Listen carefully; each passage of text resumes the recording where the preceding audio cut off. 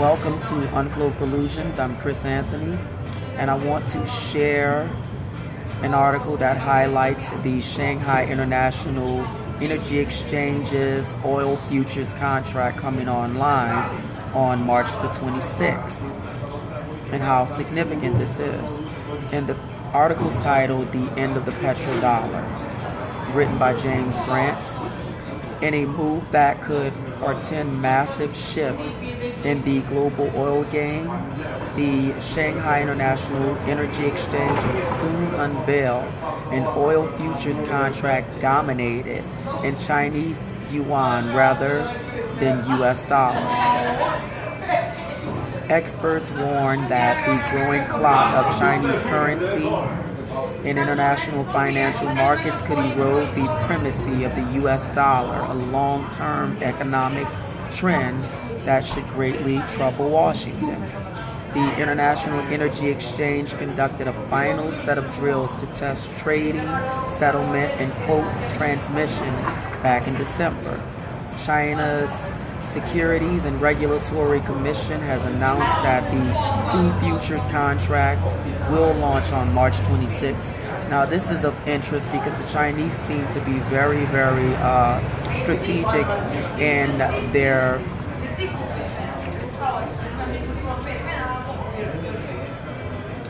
they're very strategic in their bringing it to the world stage. They choose the particular 26th because it's the beginning of spring, and the beginning of spring is in actuality the beginning of a year. It's the beginning of things. The new benchmark is so significant because it directly challenges the dollar-dominated pricing scheme of crude oil markets, commonly known as the petrodollar system, which helps to undergird the dollar status as the international reserve currency. That arrangement dates back to 1974. They're giving you a brief history of when the petrodollar actually came onto the scene, when Saudi Arabia and other regional oil suppliers, in exchange for sustained U.S. military aid and equipment, agreed to exclusively accept the greenback for oil sales and, perhaps most importantly, to invest their oil revenues into U.S. treasuries. So keep in mind, this is what backs our dollar. It's not any kind of a tangible monetary metals or any kind of worth. It's the U.S. military, and it also backs the oil scene as well, which is why one could suspect that maybe some kind of a false flag could happen, or some kind of a war, whether minuscule or massive, can occur, because this is a threat to the status quo of the United States. And I will leave the article description so you can, continue to read the information. But I wanted to switch over to a brief history of gold being a monetary means of exchange. And this is from an article from the the Sirius report. Sorry, I pronounced that wrong. Thinking of two completely different entities. The emergence of gold as money in antiquity. According to archaeological evidence, the first gold coins, in Western civilization were found in Lydia, the western regions of what is now known as Turkey, in around the 7th century BC.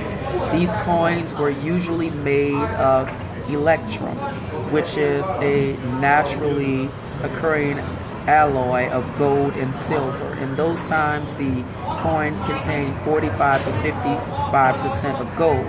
They were bean-shaped and stamped only on one side, which, for example, the image of the lion. Okay, so they're giving you an image. See if I could actually get that and have it illustrated. And hopefully you can see that.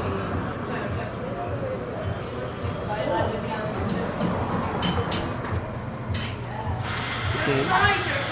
Later, during the 6th century, the electrum coins were outlawed by King Croesus, and coins had to be either pure gold or pure silver.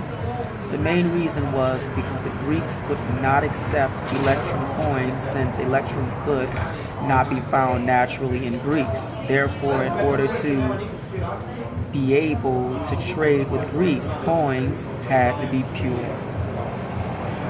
This is just a little information on the gold coinage in Greece and usage of it, and also now the gold coinage in the Middle Ages.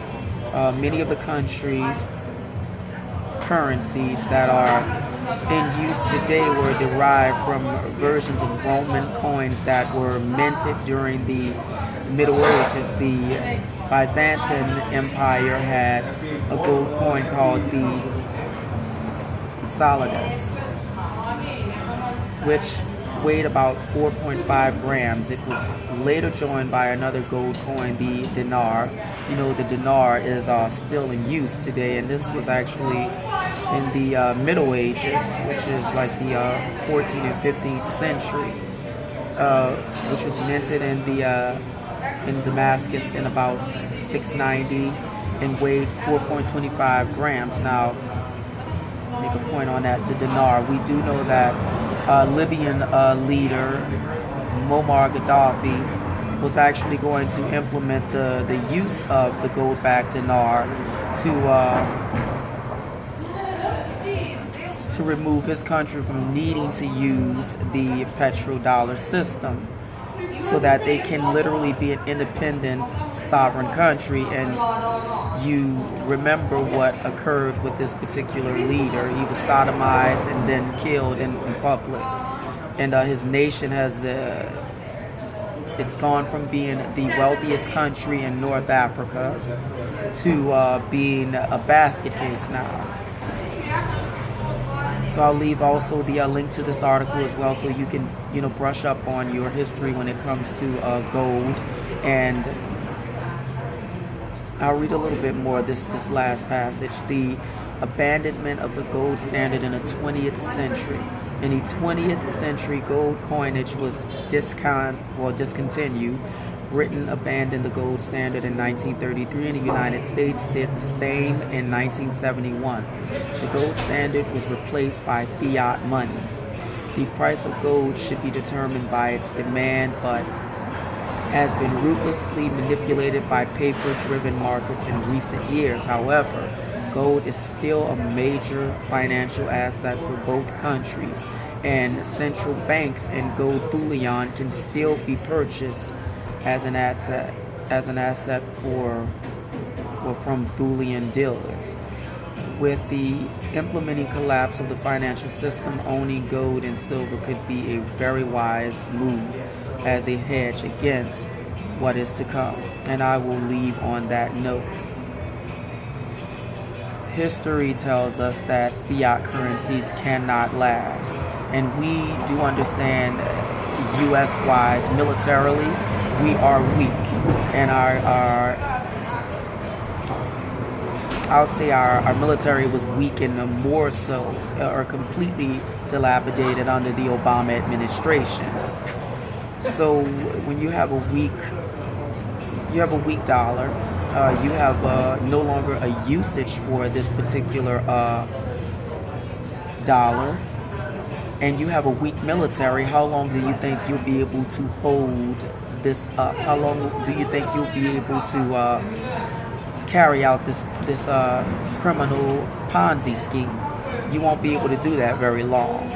And we are actually noticing and witnessing, and that's for those who are paying attention, the shifting of one major power to another. The powers transversing from the west to the east. And I don't think anything's going to halt this. You have Russia and you have China and you have many other countries that are getting behind this particular Silk Road initiative. Chris Anthony, like, subscribe, please share the video. Let's get those likes up, let's get those subscriptions up, and I do thank my subscribers because I'm getting a nice amount daily, which is a nice transition from getting a certain amount weekly to now getting a few within a day. And I'm actually grateful for this because we do need to get this information out. We do need to make people aware of what is actually transpiring. I'm Chris Anthony, and I am out.